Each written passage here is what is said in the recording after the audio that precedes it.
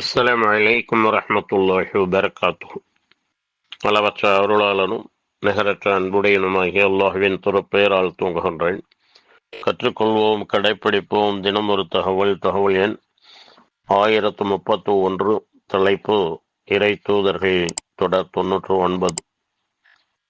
அன்பானவர்களே, கண்ணியத்திற்குரியவர்களே, மூசா அலைஹிஸ்ஸலாம் அவர்களும் ஹில்ரு அலைஹிஸ்ஸலாம் அவர்களும் ஒன்றாக சேர்ந்து பயணம் மேற்கொண்ட போது சில சம்பவங்கள் நிகழ்ந்தன. அச்சம்பவங்களுக்கு ஹில்ரு அலைஹிஸ்ஸலாம் அவர்களாக பதில் சொல்லும் வரை பொறுமையாக இருக்காமல் மூசா அலைஹிஸ்ஸலாம் அவர்கள் 3 நிகழ்வுகளுக்கும் முந்திக் கொண்டு அவர்கள் தங்களுடைய கருத்தை வெளிப்படுத்தினார்கள். அதனால்தான் ஹில்ரு அலைஹிஸ்ஸலாம் அவர்கள் சொல்லி காட்டுகின்றார்கள், இதுதான் நீங்களும் நானும் பிரியக்கூடிய அந்த காலகட்டம் என்று.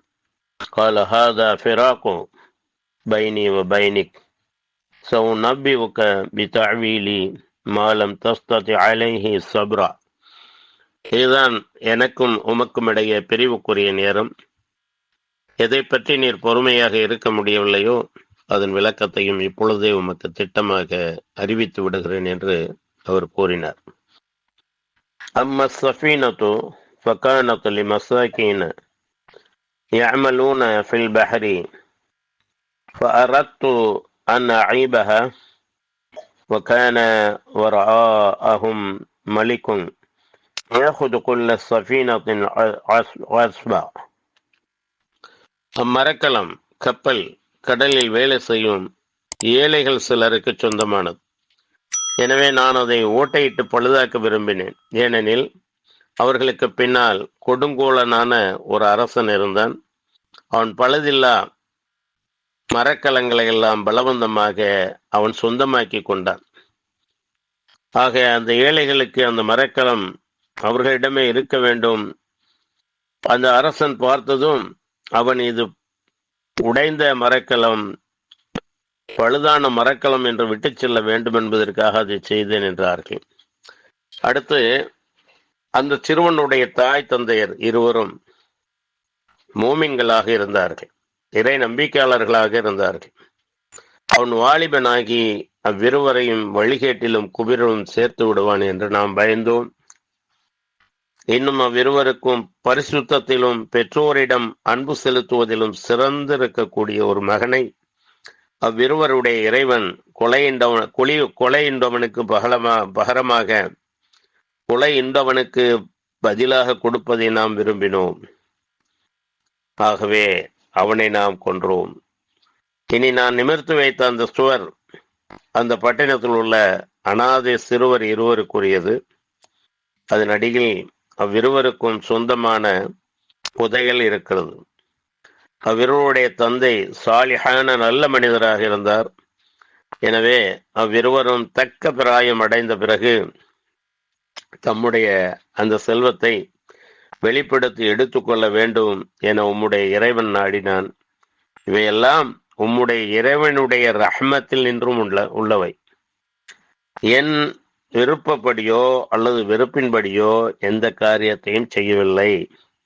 அல்லாஹ் எனக்கு அறிவித்த பிரகாரம் நான் செய்தேனே தவிர என்னுடைய விருப்பத்திற்கோ வெறுப்பிற்கோ தக்க எந்த காரியத்தையும் நான் செய்யவில்லை. எதை பற்றி நீர் பொறுமையாக இருக்க முடியவில்லையோ அவனுடைய விளக்கம் இதுதான் என்று ஹில்ரு அலைஹிஸ்ஸலாம் அவர்கள் கூறினார்கள். இதை பற்றி நபி ஸல்லல்லாஹு அலைஹி வஸல்லம் அவர்கள் சொல்லும் போது சொல்கிறார்கள், அந்த சம்பவங்கள் ஒவ்வொன்றாக நடக்க மூசா அவர்கள் மௌனமாக இருந்திருந்தால்,